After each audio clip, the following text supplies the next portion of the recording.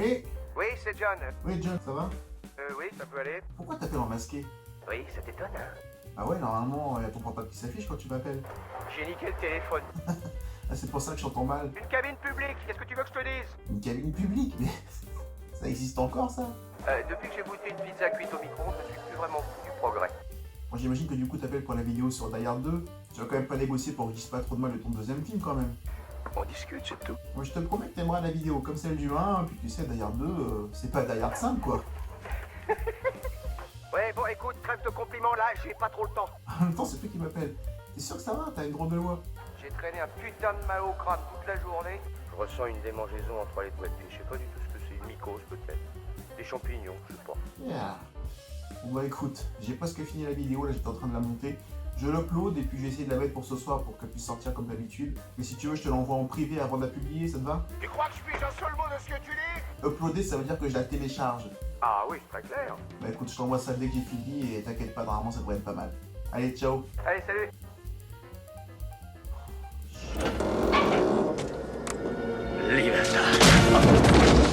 Pas encore.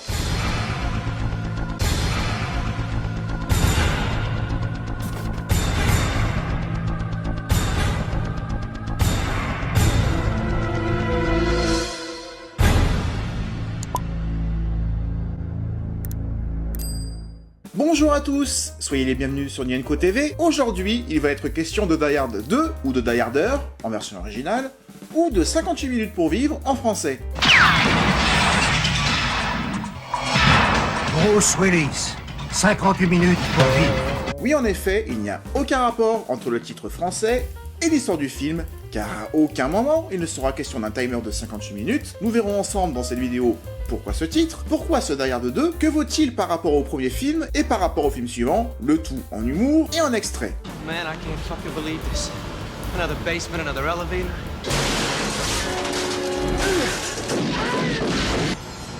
How can the same shit happen to the same guy twice? Nous allons passer un quart d'heure ensemble.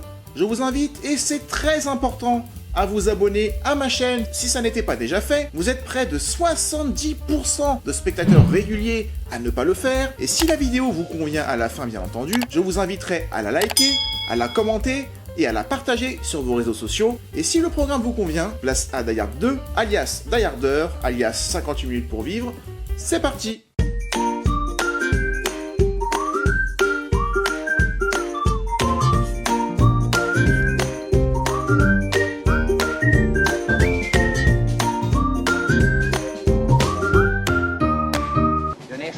Moon. Jehovah's Witness. Of Jerry's kids. Oh yeah. Scientology. More power. Die Hard, nous l'avons vu dans la vidéo précédente que je vous invite à visionner ici si vous ne l'avez pas vu, a révolutionné le genre du film d'action et a montré la voie aux films d'action actuels pour s'éloigner du stéréotype du héros musclé et bourrin.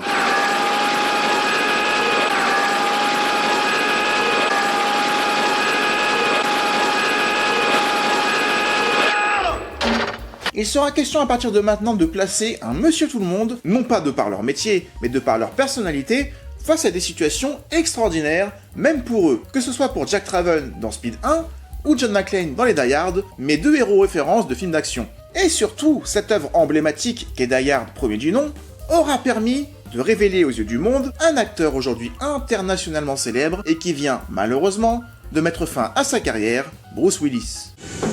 But no!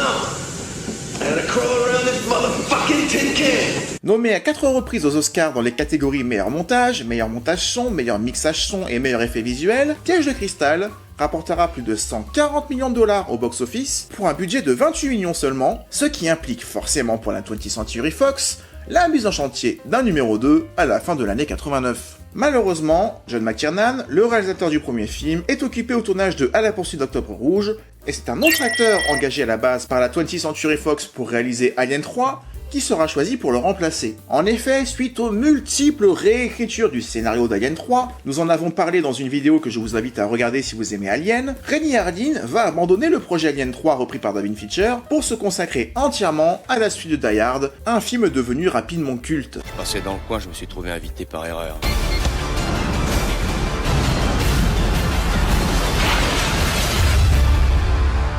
Le budget passe donc pour ce second chapitre de 24 millions de dollars à 70 millions, ce qui en fait un projet beaucoup plus ambitieux et conscient de son potentiel commercial. C'est Doug Richardson, embauché à peine 3 semaines après la sortie en salle du premier film, qui sera embauché pour l'écriture du scénario. Mais la mission de Richardson n'est pas d'écrire le scénario de Die Hard 2, mais d'écrire un scénario basé sur un roman, comme le premier film, qui s'appelle 58 minutes de Walter Wager.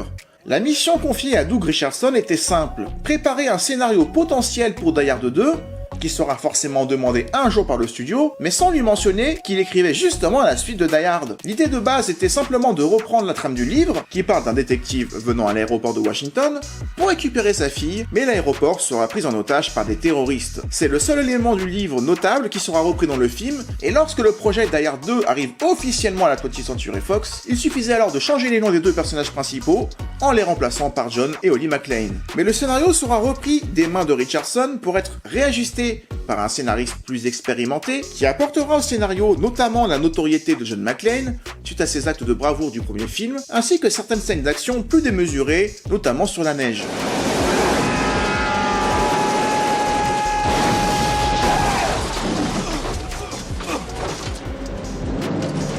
A noter que le pays fictif de Valverde, intronisé dans le film Commando avec Schwarzenegger, scénario également écrit par Richardson, est maintenu dans ce Die Hard numéro 2, ce qui confirme que Die Hard et Die Hard 2 auraient potentiellement dû être les suites de Commando, à savoir Commando 2 et Commando 3. En tout cas, si Schwarzenegger avait accepté de reprendre le rôle de John, ce n'est pas un hasard, Matrix. Dans le scénario d'origine, le crash de l'avion, sans doute la scène la plus marquante du film, ne prévoyait pas le crash d'un Boeing, mais d'un jet privé, avec potentiellement beaucoup moins de victimes. En revanche, fait plus gênant dans la réécriture du scénario, Richardson avait choisi comme nom pour le directeur de la tour de contrôle son véritable nom, à savoir Ed Trudeau, le nouveau scénariste ne sachant pas qu'il s'agissait bel et bien d'un personnage réel. Ainsi, le responsable de la tour de contrôle du véritable aéroport de Washington se retrouvait, après la sortie du film, directement associé à un personnage responsable de manière indirecte au crash d'un avion et au décès de plus de 200 personnages, de quoi potentiellement subir un procès pour la 20th Century Fox. Mais le véritable Ed Trudeau, satisfait à l'idée de voir un bon film qui fonctionnera et qui met en scène son personnage, le séduit, et il n'en saura rien. Sorti en salle aux États-Unis en juillet 1990 et en octobre en France,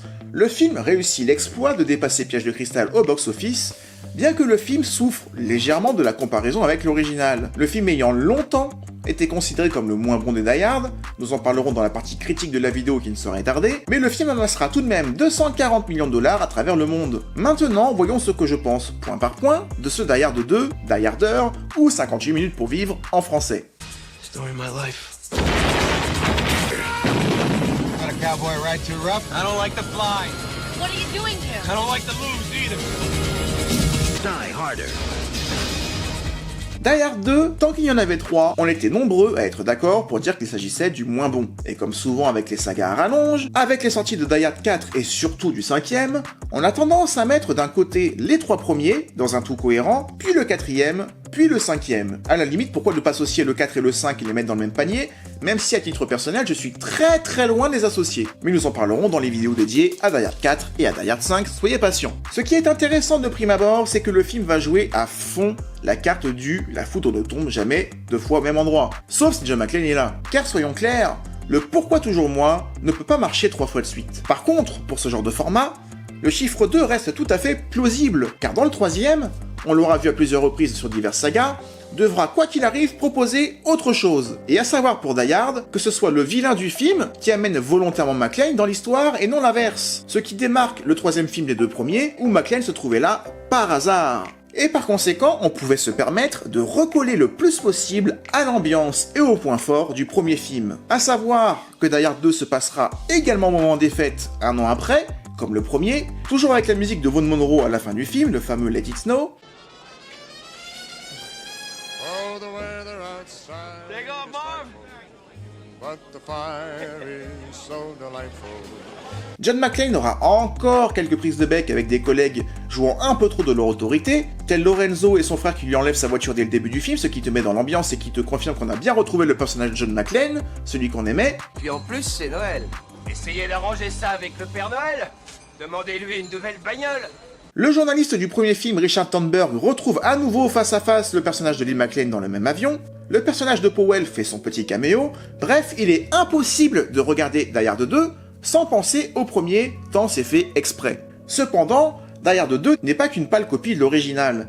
Le film va jouer d'autres cartes pour se démarquer, pour apporter des nouveautés par rapport au premier, notamment l'usage de la violence, le film étant bien plus sanglant et plus violent que le premier.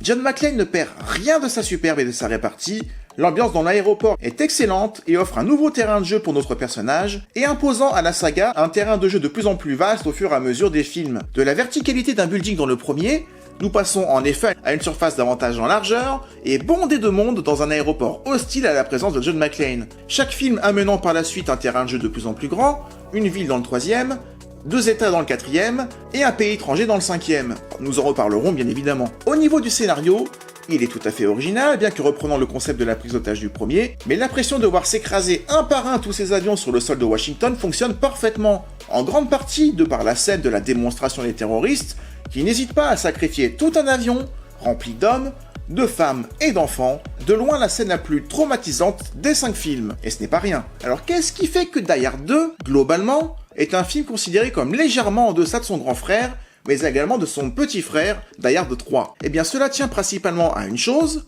le grand méchant du film. Car n'est pas Alan Rickman qui veut, et surtout n'est pas Hans Gruber qui veut. Là où le méchant du premier film attirait de façon presque inévitable notre sympathie, en tout cas il ne laissait pas insensible, l'ensemble de son équipe nous avait bien été présenté, personnalisé, on pouvait les appeler par leur prénom, alors que les terroristes du deuxième sont plus froids, et peuvent crever d'une façon qui nous indiffère totalement. Certes, l'effet de surprise ne joue plus, mais pour moi ce n'est pas un défaut d'un numéro 2, dont la fonction pour moi est de faire pareil, mais plus vite et en allant plus loin.